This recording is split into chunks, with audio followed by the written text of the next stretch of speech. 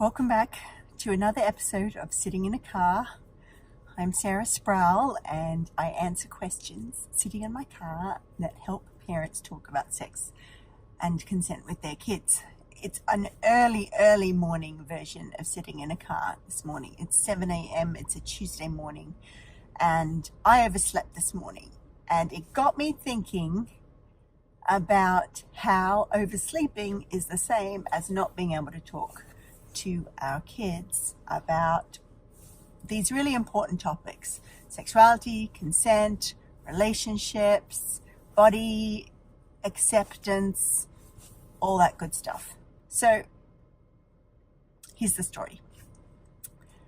Monday night is date night for me and my Jono, and last night we went to choir practice, went to the pub, came home, and instead of going to sleep, we stayed up and watched Netflix.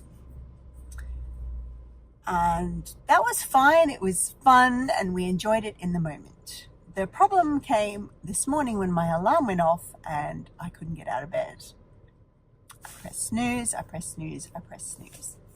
And eventually I got up, but now I feel super tired and it's hard to do any work, which is what I do first thing in the morning. I do work.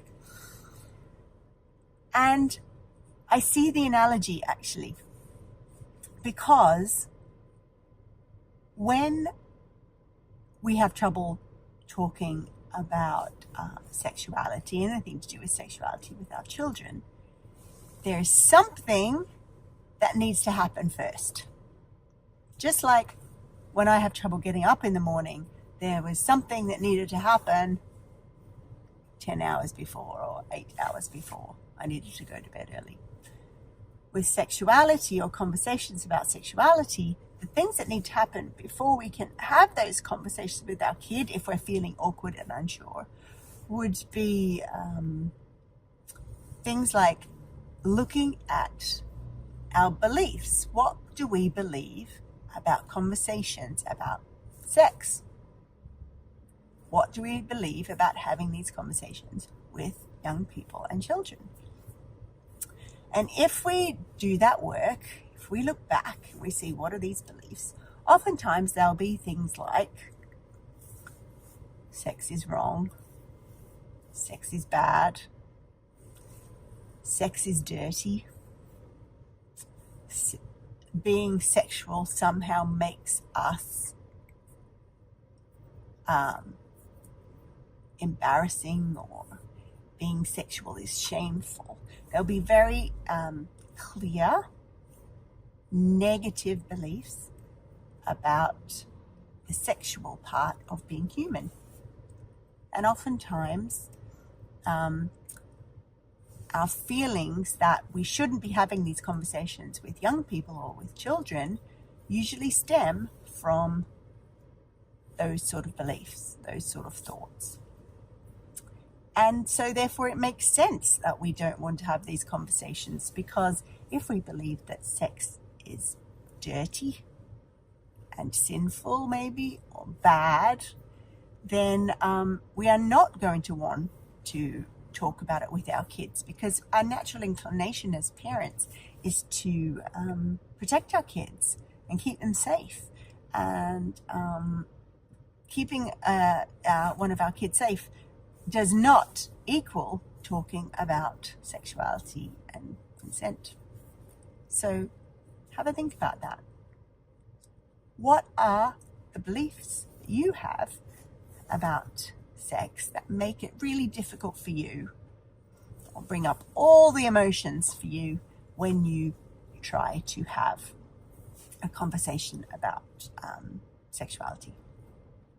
And this sort of works for any age kid. You know, it works for someone tiny from 0 to 4.